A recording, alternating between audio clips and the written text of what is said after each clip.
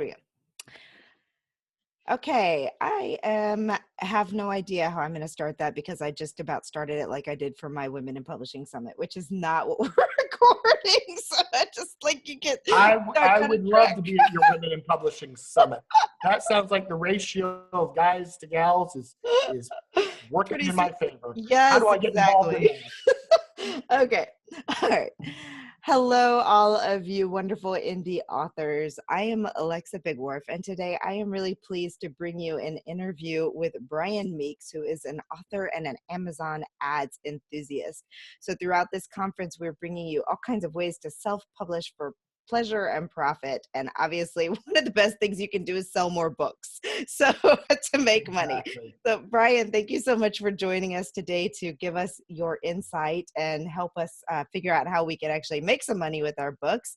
So how did you get started writing and kind of what brought you to this point? Well, that story, I'll give you the brief version. In 2010, January 2nd, I was bored. At this point in my life, I hated writing with a white-hot passion. I've never had a course. It was something that any possible love of writing was beat out of me in 8th grade by Mrs. Johnston, who I'll just refer to as the devil from this point forward. The devil ruined any love of writing for me. So on this day, the football game I wanted to watch wasn't until later in the evening. And I was bored. I was wandering around the internet. I found Blogger. Well, the day before, I had had some foibles with teaching myself woodworking. There's an old adage, measure twice, cut once. Everybody knows that.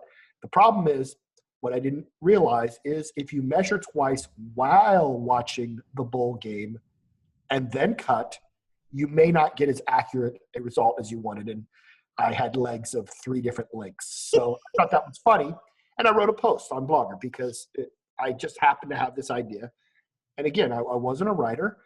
I then pasted it over to a forum and went back, a woodworking forum, and went back the next day, and over 300 people had read the article or the post. 25 to 30 people had left comments saying, this is the funniest thing I've read. I've been here 5 years. I love it. You have to write more.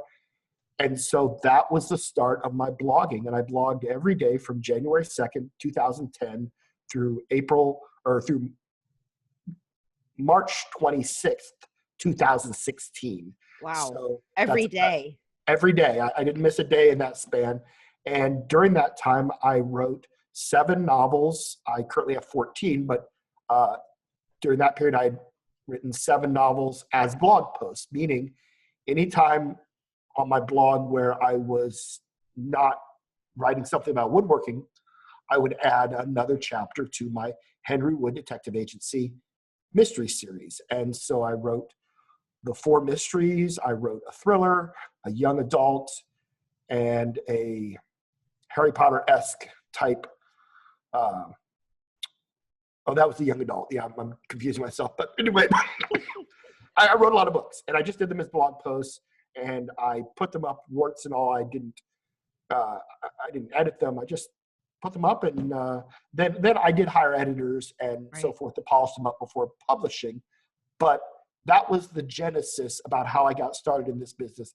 It was not that I was aiming for anything in particular. I was just doing something that I enjoyed, which I think is what many authors, that's sort of their mindset when they start. But then once I started publishing, because I have a background in data analytics, I wanted to make the most of it. And I certainly don't have as many titles as a lot of people, but I've had over $200,000 in revenue from just under $50,000 in ad spend. And so that's pretty reasonable return on investment.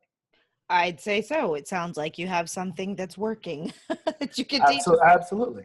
Now, before we get into the Amazon, it's AMS, which is what? Amazon Marketing Services. Marketing Services. Okay. So before we get into that, I just have a question out of curiosity on what you said. Once you published your books, did you take down your blog posts or are they still out there? Well, they're still out there. I mean, nobody goes to them. Well, it's hard to read a whole book through blog posts anyway. So it is. And so it was more a case of as I was writing it, because people were reading it as the book was being created, that's when I got my readers. I would write a chapter for A Touch to Die For, put it up, and the next day I'd write another one. And so they were following along as I was creating it.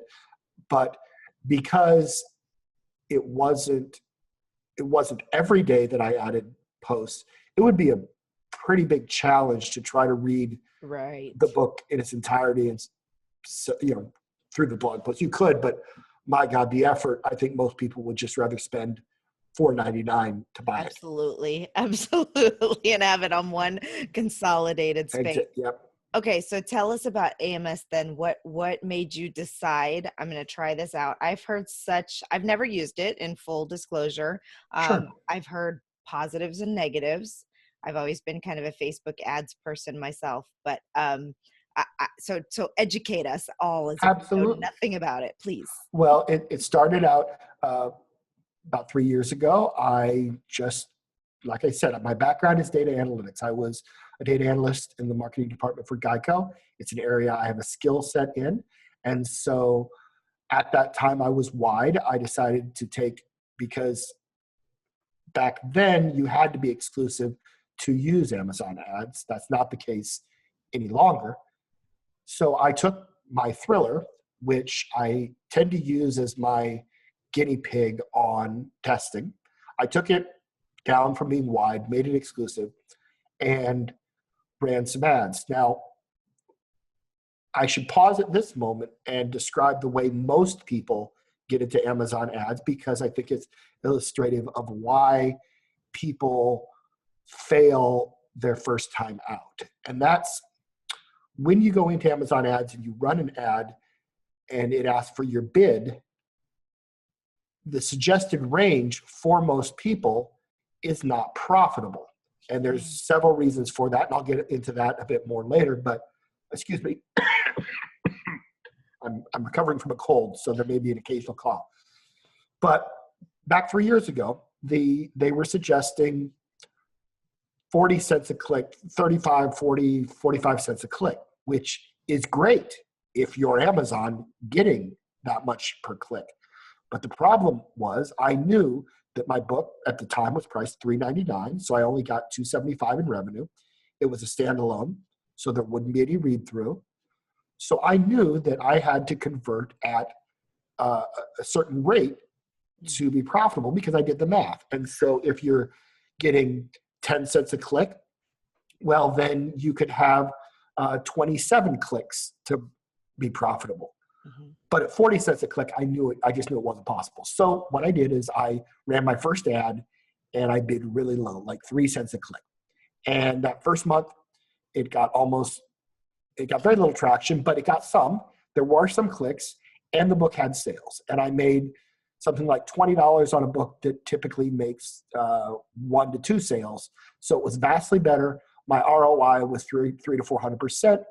And so the next question became, how do I scale?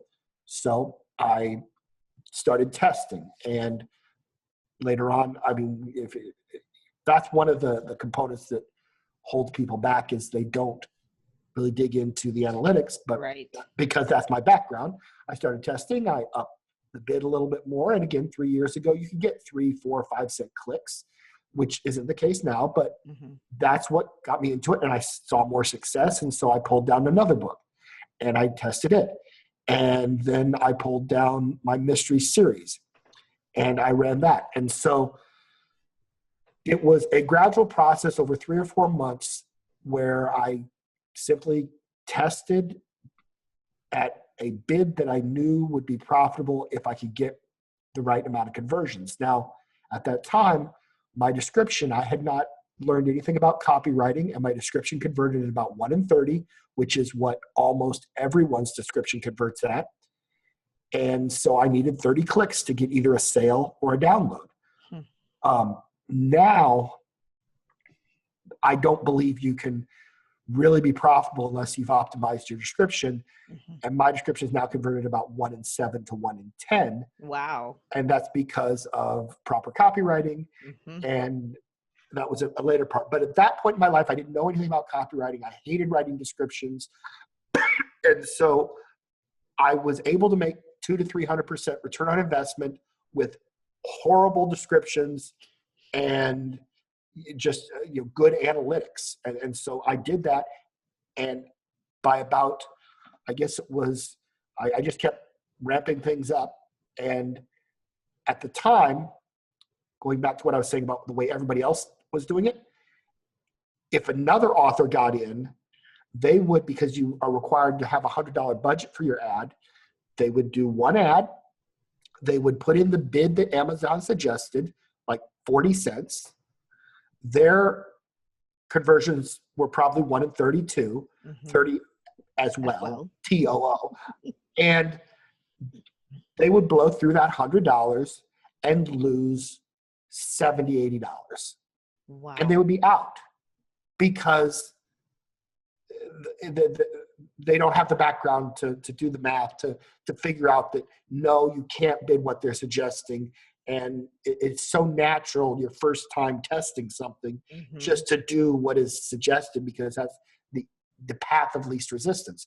Sure. And so 98%, 99% of the people who tried Amazon ads 3 years ago did exactly what I described, and they failed. And so that was great for me because there weren't many people doing ads, so I got all the clicks. Right. And then by about September, I was up to $7,000 a month. And, and it was I still didn't have optimized descriptions. I had not done any research on optimizing back matter. All that stuff came later, and I quit my day job. And so then, and then from there, I've gone on and written the book Mastering Amazon Ads and done tons more research, but that's how I got into it. And that's also why many people who don't necessarily have my analytics training get into it and do what comes natural, and they fail. And so it's, I hope does that make sense?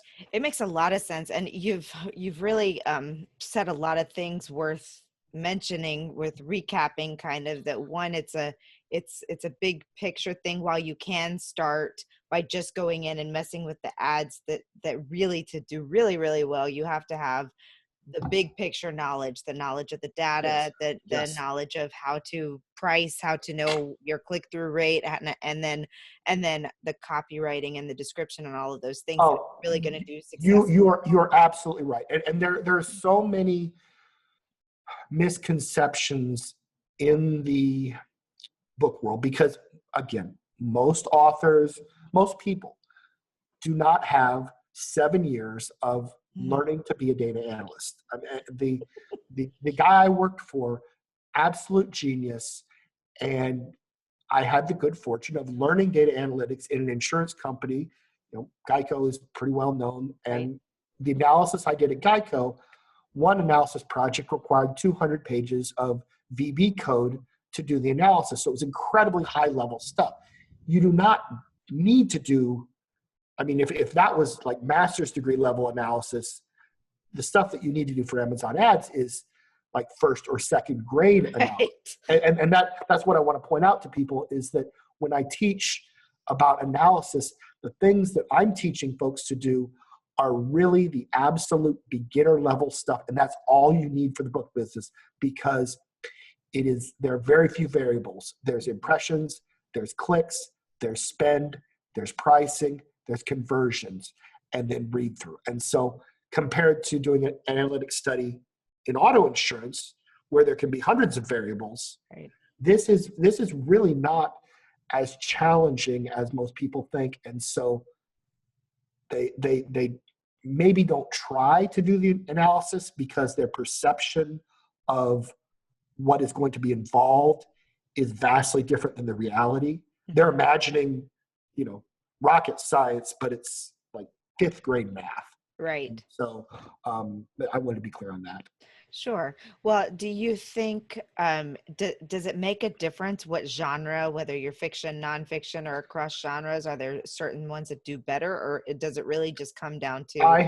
I have seen hundreds of people's data. One of the things about having my own group, which is now up over 4,600 people, is that I have worked with a lot of authors, and if they're from an analytics standpoint, if I had access to all of Amazon's data, I mean, they would have all the data.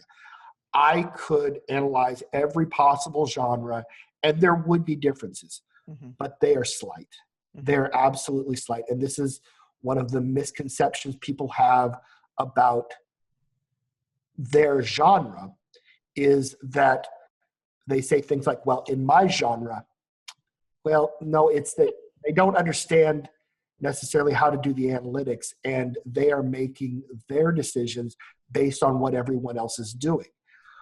The other day, a few weeks back, I heard somebody say, well, I did my description like author so-and-so, and that author makes over $1 million a year, so it must be working. This is a very good example of flawed analysis. Right. Because we don't know that there's a causal link between their description and what they're doing. Now, I've rewritten several hundred descriptions for other authors and analyzed their data, and I can tell you that all but a few hundred authors are doing their descriptions wrong. If your description is a synopsis, if it is not proper copywriting, it's converting, meaning a sales or a KU download equivalent, at 1 in 30 or worse. And that's assuming it's priced at $4.99. I mean, I've looked at so much data, and it doesn't matter which genre or whatever. That's what it's converting at.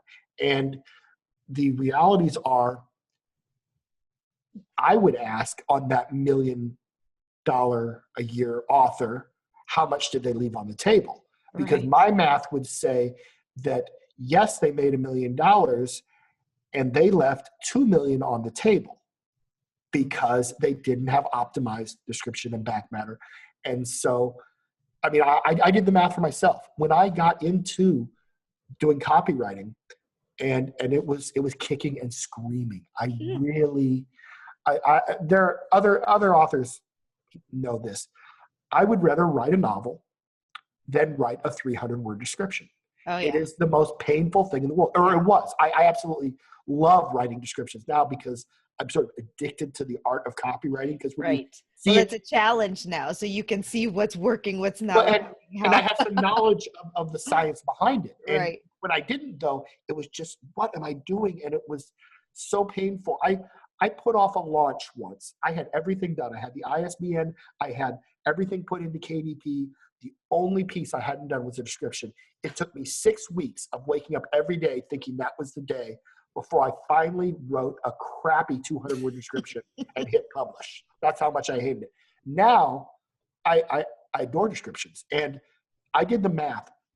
When I finally started researching the copywriting and I started rewriting my description, it took me about a month because I was procrastinating. And at that time, I was able to get my descriptions from 1 in 30 down to 1 in 10 to 1 in 12. Wow. And because I keep enormous amounts of data, I looked at the previous 12 months and asked the question, what if I had redone my description 12 months ago?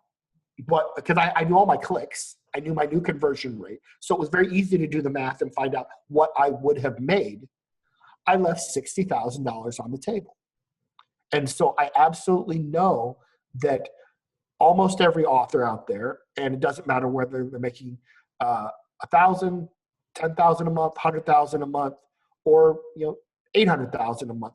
Almost all of them are doing their descriptions wrong, and whatever they're making per month could be, take it times 2 or 3, because it's just the science of advertising. I mean, we all watch commercials. Yeah, and exactly. We know taglines and things that hook us, and everybody has clicked on clickbait that says, you won't believe what she looks like now. And we know that it's going to be 50 pages of clicking through things to find out the one picture, but damn it, we're sucked in. That's copywriting. And so all of these components, you asked about where authors go wrong and so forth, these are all components of success. And so that was kind of a long-winded thing, but the point of that whole long rambling there was that the most people either don't ask the right questions or they make faulty assumptions. Right. And so I'm sorry that was so long-winded, but I No, get that's so fine. excited. I love this stuff. Yeah, well, I mean, I think it's important for people to really understand the big picture, because I hear so many people with any types of ads like this, with any type of selling strategy, really, like they try one thing one time, it doesn't work, they don't dig into why, they don't look at the big Yes, picture, and they give up and say, oh, that doesn't work, and move on. you are right. One time is not statistically significant. Right. An author friend of mine ran a promotion yesterday, and I've been teaching her analytics. She takes my course. We have a lot of conversations. And if this had been the first time she'd ever run a promotion, she would have concluded that it doesn't work. Mm-hmm. But it wasn't the first time. And it was, in fact, she had done numerous promotions. And the problem was she chose to do her promotion on Easter. Oh yeah. Isn't that See, marketing 101? Don't market on a holiday. don't market on a holiday. But again, that's a perfect example of some external component Mm-hmm. that impacts Absolutely. positively or negatively. And so one sample is not enough to draw conclusions. Right. The other thing is pricing. People have this, I write romance. Nobody will pay more than 99 cents or $2.99 for romance. No, it's not true. It is, yes, everybody in your genre prices it the same way. Right. Yes, everybody writes their descriptions the same way. None of those authors are data analysts, and none of them have crunched the numbers. But when somebody goes ahead and raises their price, I consider full price $4.99. I think that's the sweet spot. But honestly, I'm working on a new series now that I'm probably going to write on for a couple of years before I release it. Get 6, 8, 10 books, and then I may release it $9.99 just to do the analytics. And I just don't think that readers care as much as people think they do. Right. And Right. so that's another component. If you're running ads and your book is priced at $2.99, you're only getting 70% of that, so around $2.05 after the little bit. Mm-hmm. If you're trying to compete with an author that is getting $3.45 on that book, it's harder for you because you don't have as much margin. Right. But the other component is number of books in the series. Right. If you have 20 books in your series, you can price the first book at a penny. It just doesn't matter because you make all of your money on books 2 through 19. Right. If you've got 3 books in your series, then you probably want to have them all at $4.99. And so these are all things that, this is what I think about all the time. And I would not expect that most authors have done the analytics or the math to really think through some of these components. So if you were coaching a first-time author, first book, let's just go with fiction genre here. Sure. Sure. Can you walk us through just a couple of things like tips on how they would want to do their description, and then tips on how they would want to do that first ad? Well, the description, the description, okay, I can give a couple tips, but keep in mind that like I said, I do teach a course, and that's an entire hour-long lecture just on that subject. But some highlights, if you will. The description, if the first line of your description is more than 6 words, it's wrong. It needs to be a hook. It needs to be short. It needs to be something that grabs the reader's attention, because when a person clicks on the ad, or if they find you organically through just a search, however they get to that description, the first thing they do is their eyes scan top to bottom, that tiny little bit. There's only 3 lines there. And then they hit read more. Mm-hmm. You want whatever is the first thing they see to be so short and such a good hook that, because they're not really reading it, they're scanning it. Right. You want it tiny enough that it registers. And her life was in peril, ... Okay, that's a hook. Why was her life in peril? Right. Her life was in peril. 5 words, ellipses. It is, okay, so that registers with the reader. They hit the read more, it opens up. Now, when it opens up, if there is paragraph after paragraph of synopsis, they're not going to read it. They see these giant paragraphs, and the realities are Facebook has destroyed our attention spans. That's so true. It is ironic, but the math is clear that if you have a description with giant paragraphs, and when I say giant, I mean more than 3 lines. If it has more than 3 lines in it, it's wrong. If it's a synopsis, why read the book? You just told me everything that's going to happen. But everybody writes synopses. Synopses. It needs to be hooks at the beginning, short paragraphs, more hooks, short paragraphs, call to action. Let me ask you, at the end of your description for your book, do you ask them to buy? Do you have? Okay. That I did learn. I did learn. Most people do not. Paragraphs are too long, but I do ask to buy. Yep. And that should be short too. That's another thing. I recommend for everybody, get it now. That's not many words. Some people will write an entire paragraph that says something to the effect of, if you love paranormal romance, then buy The Witch and the Cat Who Lived in Northampton today and start your adventure. It goes back to what I talked about with that opening hook. Right. You can't read that like it's one word. And right. so while that's, fun to write or what have you, it's not good copywriting. Right. Copywriting is not prose. Right. That's another point. If you're writing good prose, if I read your description and it's good prose, it's wrong.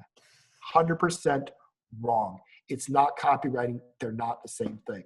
And so that is some tips, but like I say, it's hard to compress.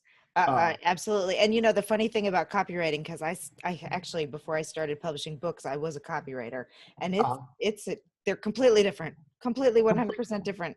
I tell a lot of authors, hire a copywriter for any of your copywriting stuff, because it's not the same as writing a book. And they could, but again, I want to put this into perspective for your readers. I spent the time to do the research and learn all this stuff about copywriting as it applies to specifically books. And it took me a long time, and I'm still learning. And to put that into perspective, I arrogantly enough thought that when I was converting at 1 in 10, that was as good as I could do because I'm a genius. Oh, no, that wasn't the case.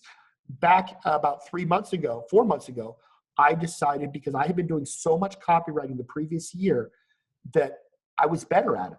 So I started redoing. I haven't actually finished all my books, but I tried some new copywriting ideas. And sure enough, the description that for over 3 years had been converting, well, for about 2.5 years, had been converting at 1 in 10, I dropped it to 1 in 8. That's awesome. That is a significant difference. And so the thing about copywriting is, like I said, I left $60,000 on the table. I didn't go back and figure out how much I left on the table from those 2 points either, but I've had over 600,000 clicks. Now, you do the math at getting a conversion once every 30, once every 10, or once every 8. You're paying for the clicks. So it absolutely matters. And so my point being is that don't hire a copywriter. Learn it. This is the most important thing you can do, because copywriting is, you've got that skill set. You are set. But everyone else, it doesn't take that long to learn. And it means literally tens of thousands, and over a lifetime, hundreds of thousands, depending on how successful, millions of dollars to spend a few weeks learning a skill, because you're not learning it just to do your description.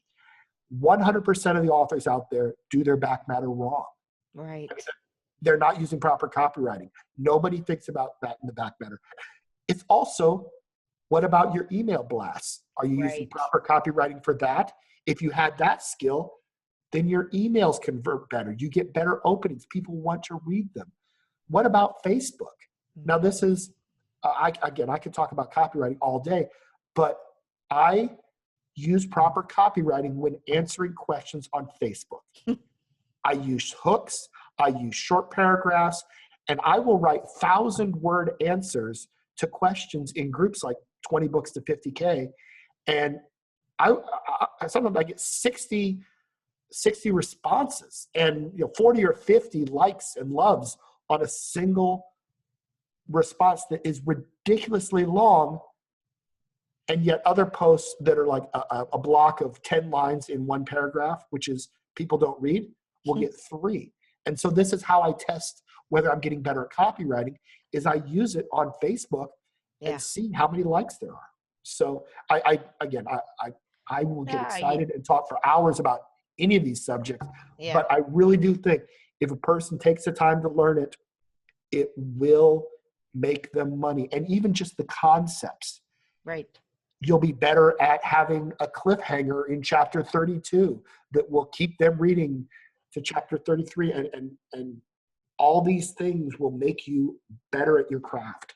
Yeah, that's a great point. I mean, the whole teach a man to fish concept Absolutely. there, right? Well, and you also, I think it's important to note the other underlying thing here, and this is that just because you published your book 3 years ago doesn't mean you can't go back and make and revise and make things better and still increase your earnings. And Alexa, that is a fantastic point. That point right there is worth the price of admission. Anybody that has watched this video through however long we've been talking, replay that bit, because this is another one of those misconceptions that new authors have. And if we can shatter many of those, it will make them less stressed. Right. And one of them is that my book's been out for 3 weeks and now the ranking is plummeting. I'm so depressed. It doesn't matter. I don't even do anything for my launches. And I'm not recommending that. I mean, this is not in any way me saying you should do nothing for your launch, but I don't. My science fiction series has 3 books in it. I didn't even tell my list about the 3rd book. I just never got around to it. That's how little I care about launches. And the reason is because I can turn on and sell books anytime I want. Now, if anybody goes and looks at my fiction books, and I have 14 of them, most of the rankings are horrible. And I just want to tell you that it's because at present, back in July or August of last year, I turned off all my ads and let them all die. And the reason I did that is because I was building the course and I wanted to do research. So there's lots of things that I research, ideas and concepts, my back matter research, all these things. And so I now use my books more as test subjects for different concepts with regards to keyword list building. I mean, there's many, many things that I test. And so I let them all die, and then I will run ads in a specific way to gather data. But that being said, I have a client of mine who, when he came to me, was doing $4,000 a month. He was spending $1,200 on Facebook ads and very little on Amazon ads. After 4 months with just redoing his back matter and his descriptions, we got him to $13,000 a month on 0 Facebook spend. Wow. We cut out all of his Facebook spend and improved by $9,000 because I analyzed the Facebook spend and the way he was doing it, which this is, again, I want to be clear, this is not in any way an indictment of Facebook ads. This is, he was doing them poorly. His conversion, his read through, he had his descriptions, there was many, many things wrong. And those ads, the way he was doing them, were not serving him well. We cut them out. We improved drastically our revenue. And now we're starting, this month we'll spend $5,000 on Amazon ads. And so we are now starting the Amazon ad process, but it took 4 months of work because he has a massive catalog to do all of the other components to get him ready to start spending the Amazon ads. So my point is that when you're worrying about your book's launch, you shouldn't, because you said 3 years after it comes out, you can all of a sudden have a breakout hit. My book, Underwood Scotch and Rye, it had its best 10-day span like a year and a half ago, but it was 3 years after it had come out. Excuse me. For 10 days, it was ranked overall between 520 and 980 for 10 solid days. That's And that was all through a series of product display interest ads that happened to, as luck would have it, 15 of them turned on simultaneously. And I was spending, large amounts per day, but I was getting 300% ROI. And so for 10 days, that book just crushed it. So do not worry about your ranking and all of that. It can all be done later down the road as you get more books out. And you originally asked the question about a new author with one book. Mm-hmm. Honestly, I would publish it and move on. I just that there's not a lot of value in spending hours and hours and hours trying to sell a few copies of your book. You need the other books in the series to have the margin, and you're going to get better as a writer. All these things, honestly, if your mindset is this first book just isn't going to sell anything, but I want to get it out there, it'll sell later. I think that's a healthier mindset than the people that spend enormous amounts of time trying to be successful with the book right out of the gate. Mm-hmm. Most authors have a tipping point somewhere in the 7 to 10 book range.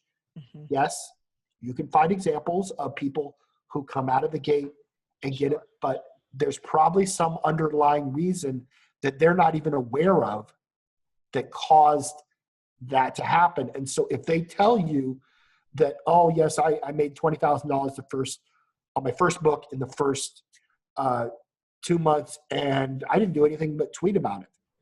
Well, the chances are that Twitter had nothing to do with it. Right. There was an underlying component beyond their ability to detect that caused that book to do very well. That happens sometimes. Right. And so another person looking at that and trying the same thing will fail because they were unrelated. So, okay, so then we'll change the scenario a little bit to something that will be more successful. So say you're on your third, fourth book and you decide to dip your toe into the AMS system. Perfect. And what's the best approach to do it? Which book do you start advertising, or do you advertise all of them? Well, initially, I would start with book one, Mm-hmm. and now you've got 4 books in this series. So presumably, you've also built a box set. And here's, again, another misconception. People think that if they have a box set, it cannibalizes the individual sales. But I try to teach people that there are 2 different ponds. You're fishing in 2 different ponds. There are people that are voracious readers. They read 5 to 7 novels a week.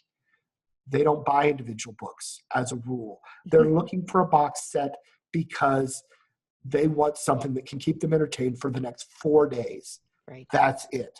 And so if you've got the individual books, they want to read all 4, but they don't want to pay $20, $4.99 times, or $16. No, $20. Yeah, $4.99 times 5. They want to buy it for $9.99. And so they move on because there are plenty of box sets. So you should advertise, or you, but the person should advertise their box set at $9.99, which is not going to cannibalize their sales. They're going to get great page reads. They should advertise book one, and they should closely then watch the results. Another important thing is that AMS ads, is the video portion of this shared, or is it just the audio part? Yeah. It is the video. Okay. I wonder, well, I'm not going to mess around with sharing screen, but when you do Amazon ads, there's the ACOS. And if I can get this message out to you, the ACOS is wrong. The estimated sales are wrong. There's nothing based on reality or even close. I have ads with an ACOS of 500, 800, 2,000. And what is ACOS? ACOS is a number where they look at the amount of sales you've had according to that report, Mm-hmm. and they look at your spend. So in theory, if the report was accurate, which it is not, if you had $10 in spend, and you had a box set priced at $10, because the math is easy, then the ACOS would be 100%. Okay. But there's several things going on here. So then the new person in Amazon ads would say, okay, so I only make 70%. So my profit is I need an ACOS at 70% or below, which is true, except it doesn't count page reads. And it's not accurate. If you've got $10 in spend at, say, like, let's say 10 cents a click, which would be 100 clicks. Even if you've got a horrible description, it is unlikely to go 1 for 100. You probably have 2 or 3 conversions. Mm-hmm. They may be KU downloads. They could be other sales that are not going to show up on the report and may never show up on the report. And so a new person will often make horrifically bad decisions because they use the AMS report as their tool for making decisions. And you just simply can't do it. I tell people that, and again, this is me based on talking with hundreds of authors, mm-hmm. and they will reach out to me on Facebook and chat, and they will say, hey, I just killed a bunch of ads. Can you look at them and tell me if I did it right? And so then I look at their data, and the answer is always no. No, you terminated ads. These were great ads. And you know what? Look at them in 2 weeks. Some of those sales that aren't there yet are going to show up, and you're going to feel silly. Other sales will never show up. It just doesn't catch them all. And so I tell people, if you look at AMS, ACOS, and you make decisions, your children will stop loving you, will gain 35 pounds, and probably get gout. That's pretty harsh. So just don't do it. But this goes back to, again, this person that has 4 books. They need to advertise book 1. They need to have a box set. They need to do a proper description. And they need to track their data every day. And they need to look at their sales and clicks from the AMS report. Or not sales, I'm sorry. Their impressions and clicks from the AMS report. And compare it to the KU sales and the KU page reads, and they need to take those page reads, say it's 1,000 KU page reads over a period, and let's say their KENPC number, which is the number of pages you get if somebody reads your book in its entirety, is 500, then that is 2 downloads, 2 equivalent downloads, worst case scenario. Mm-hmm. But here's another concept. If their KENPC is 499 pages and they have 1,000 page reads, then worst case scenario is they have 3 downloads, because 499 and 499 is 998, and those other 2 page reads could not have come from one of those first 2 people. Now, as far as I say, that's at least 3 downloads.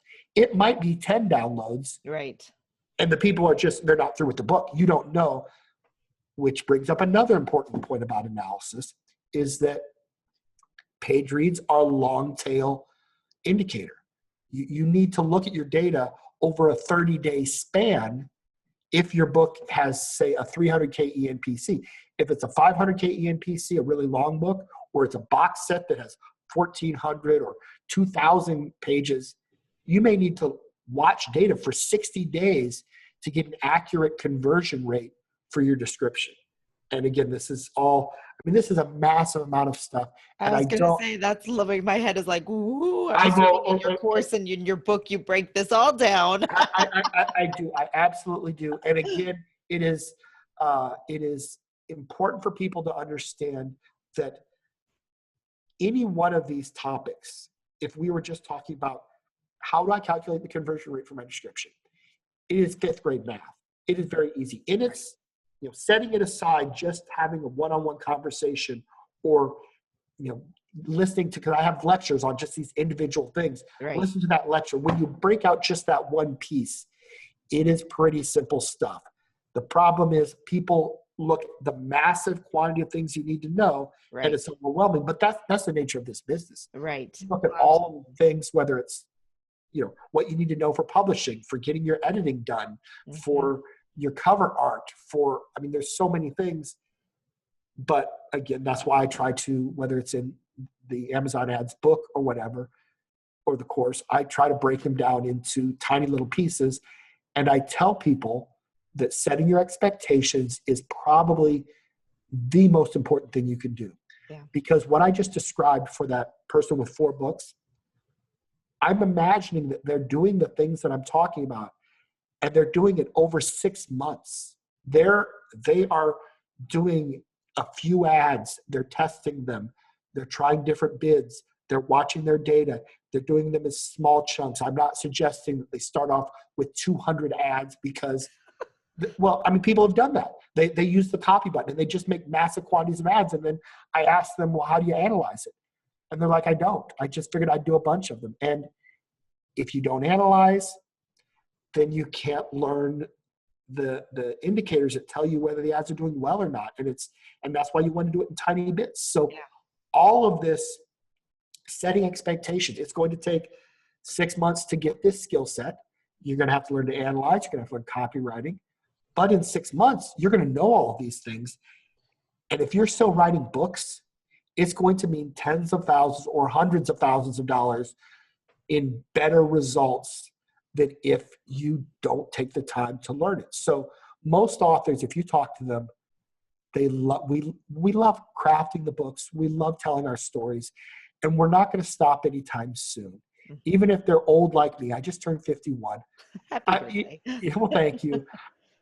I intend to write more books. I'm going to write more books the rest of my life. And so if I can help people understand that this really is a marathon, and it's more a triathlon. I mean, it's a long, long race, and choosing to learn the right things early on will sort of optimize your progression, and you will grow more quickly if you do these things now when you're new than if you wait till you've got 12 books. Because again, you might get to 12 books and start making $20,000, $30,000 a month and assume you're doing it right. And maybe you're leaving $20,000 a month on the table. Right. So, I mean, if you are one of those people who's been around for a while, it's not too late to go back and fix it and learn these skills and No, strategies. And I mean, I'm excited about the idea, but it is hard to break from that. Like, you write a book, you publish it, and everybody just wants to have that instant gratification and it's instant true. success. But I mean, following these types of programs and slow, methodic approaches Yep. allow you 6, 12 months down the road to make double, triple, quadruple the amount in sales, then to me it's worth a slower start. It is, and it will be less stressful. Yeah. That's the other thing, is that I honestly believe in controlling that little voice in our heads, because the little voice in my head is an optimist. Right. He's in there telling me I'm great every single day.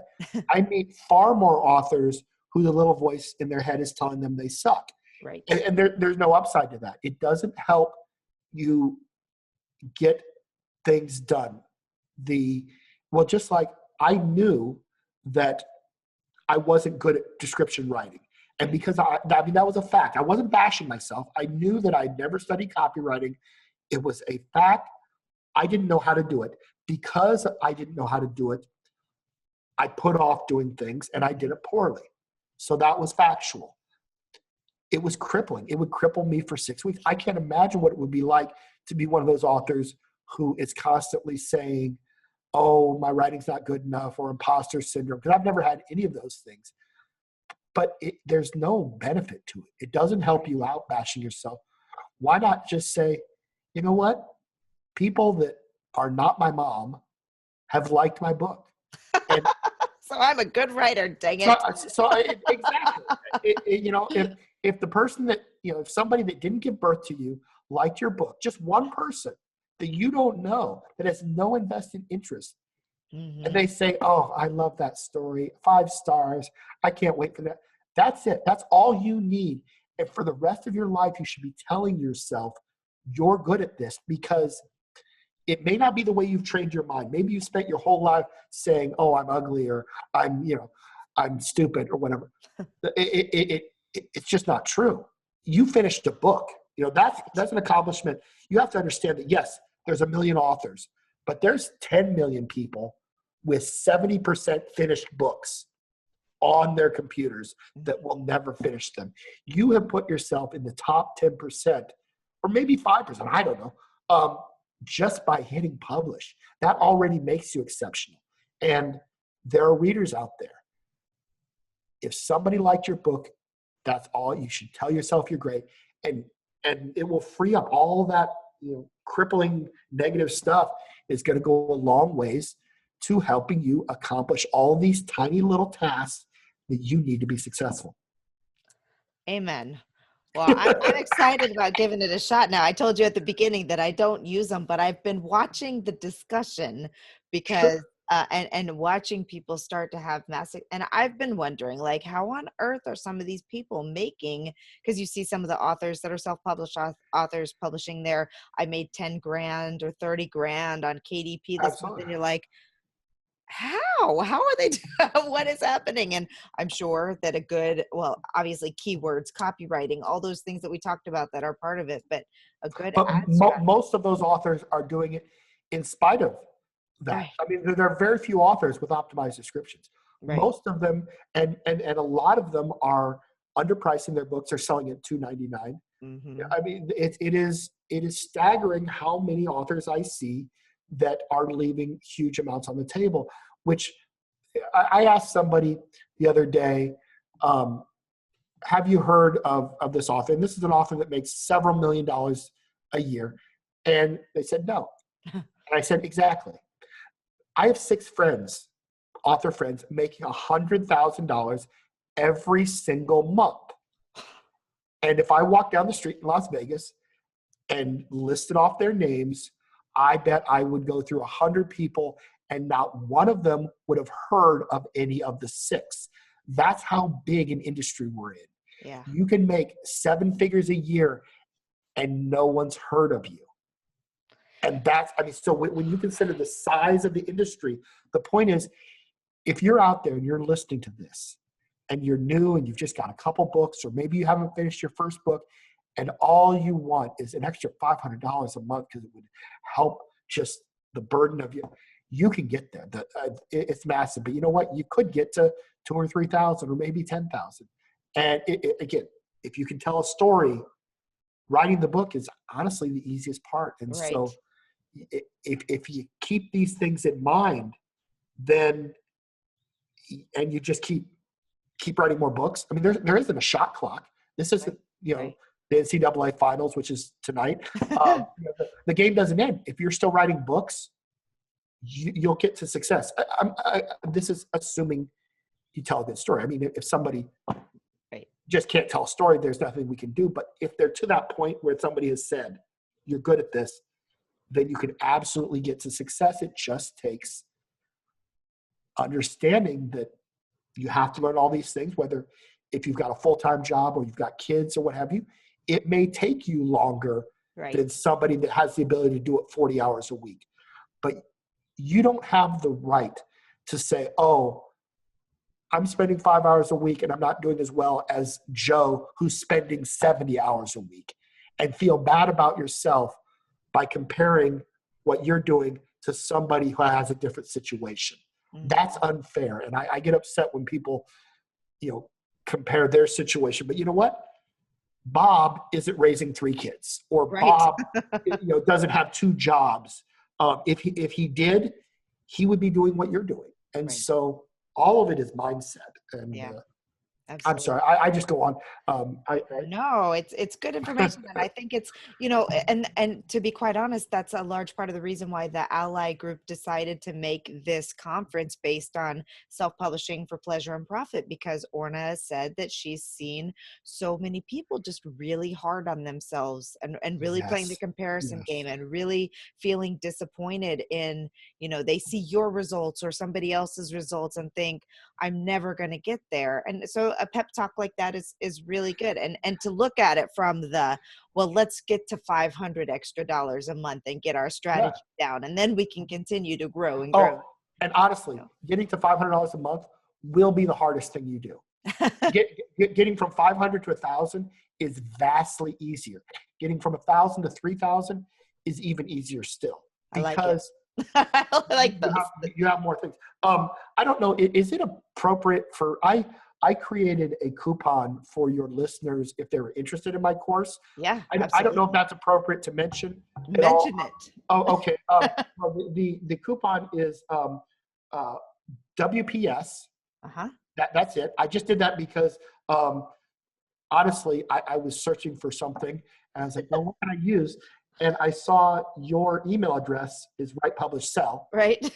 So And we'll so just throw it in I, there. I, I just picked WPS because it was easy for me to remember and chose that.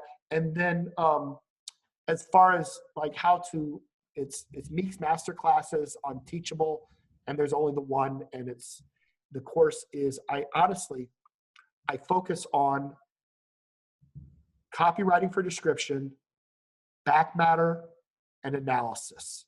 Well, the course is built, and we mostly discuss Amazon ads. It's not really about Amazon ads as much as it's about having all of the things properly done so that you're getting the most out of every possible click. Because there's a whole lecture on back matter. Like I said, the back matter, everybody's doing it wrong. But when I changed my back matter, a book that had been the read through from book 1 to book 2 that had been at 42% for 5 years. So, it was a steady number. I had mountains of data.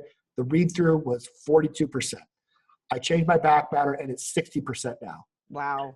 That's a huge deal because, like most people, once you get a person from book 1 to book 2, they're going to read books 3, 4, 5. Most of them will read to the end because they're hooked.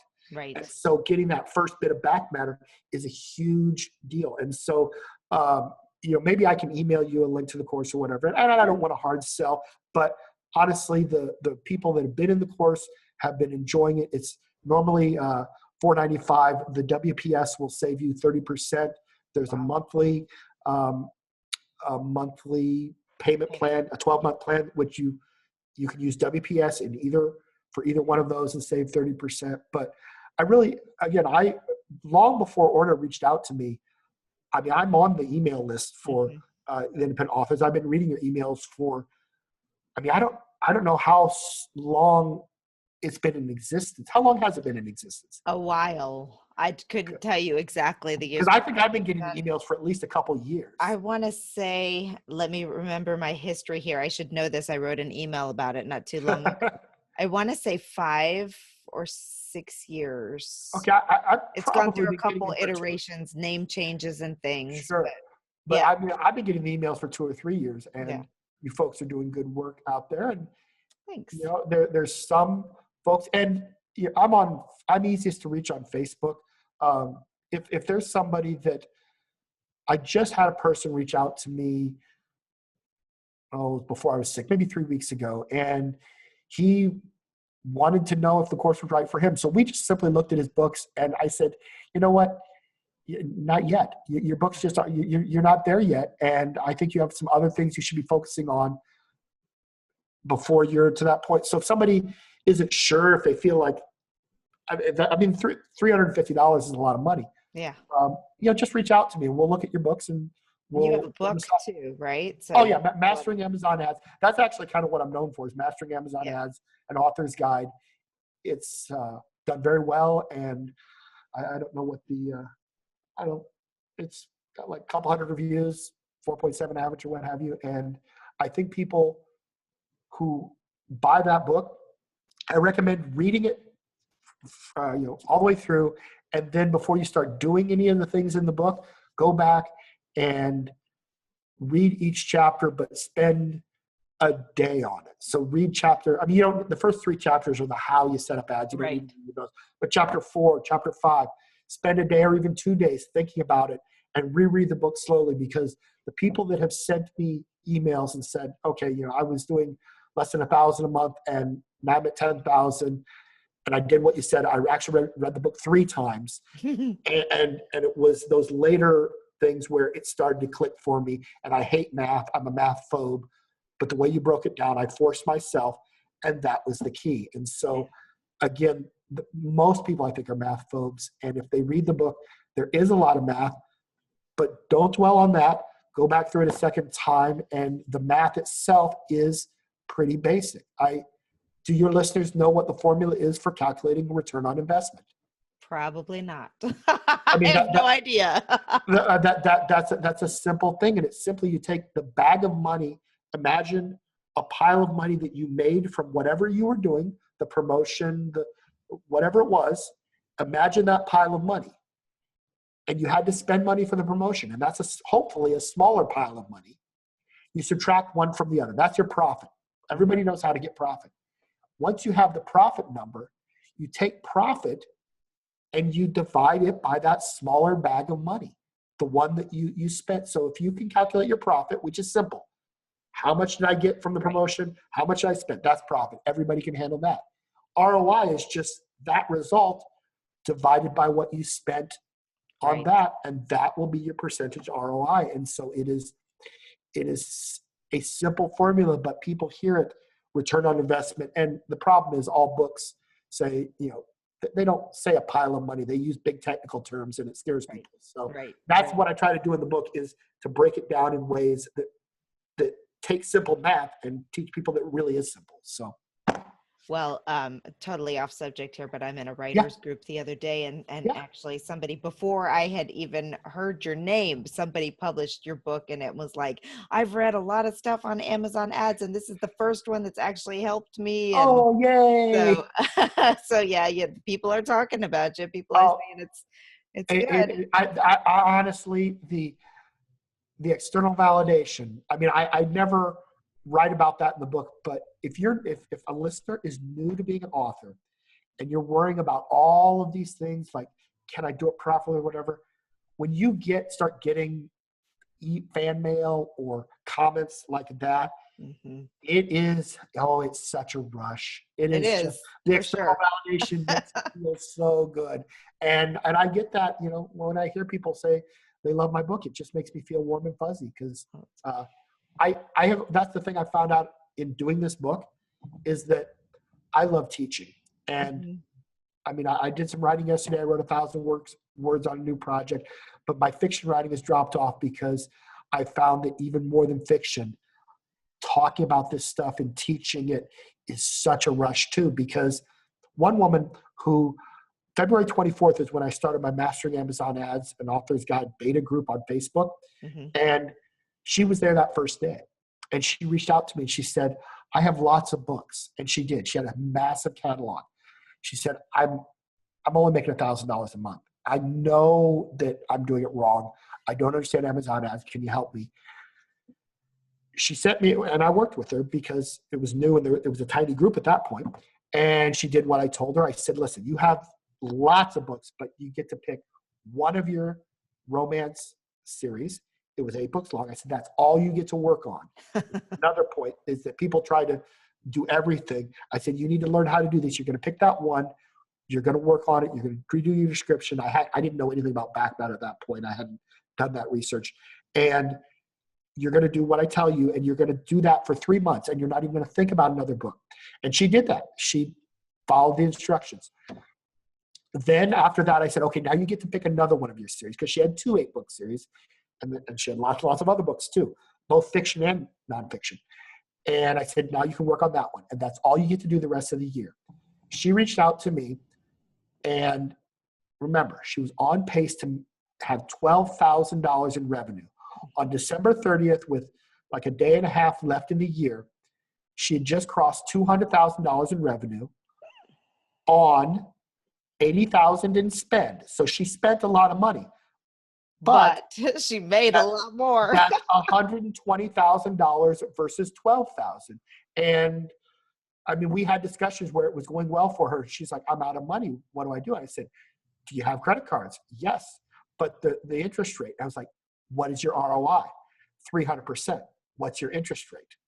And so we made finance, and I am not, this is not me. Right. To do that. But he did not just say, go put all your ads on your credit card. No, I did not just say that. But again, in her situation, with her read through and her ROI, we said, you're going to have to pay for that money, but your return is so much better.